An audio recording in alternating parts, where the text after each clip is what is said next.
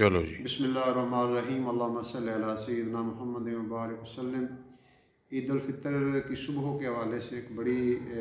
ज़बरदस्त हदीस मुबारक याद आई है कि जब ईद उल फितर की सुबह होती है तो अल्लाह ताला फरिश्तों को शहरों में भेजते हैं और वो गलियों में और रास्तों के किनारों पे खड़े होकर एक पुकारते हैं और एक आवाज़ लगाते हैं जो जिन्नात और इंसानों के अलावा सारी मखलूक सुनती है। और वो क्या कहते हैं, मोहम्मद सल्लल्लाहु अलैहि वसल्लम की उम्मत, उस करीब रब की तरफ चलो जो नहायत ही माफ़ करने वाला है और अता करने वाला है। और जब वो ईदगाह की तरफ निकलते हैं और चलते हैं तो अल्लाह ताला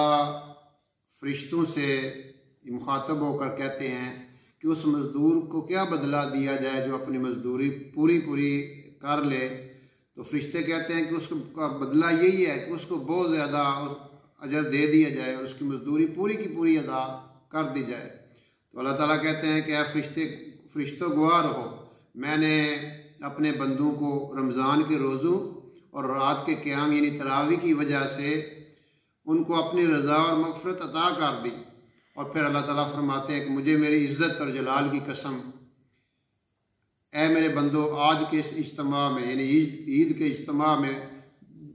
अगर तुम आखिरत के बारे में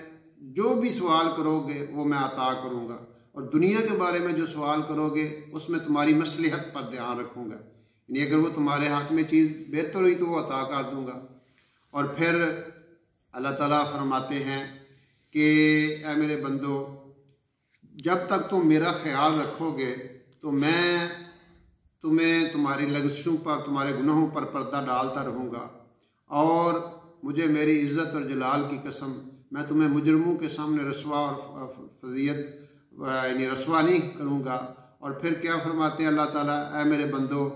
अब खुशी खुशी अपने बख्शाए अपने घरों को वापस चले जाओ, तुमने मुझे राज़ी कर दिया और मैं तुझसे राज़ी हो गया। और फरिश्ते जो हैं जब वो इस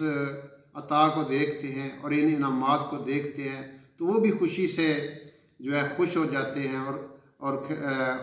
वापस आसमानों की तरफ चले जाते हैं।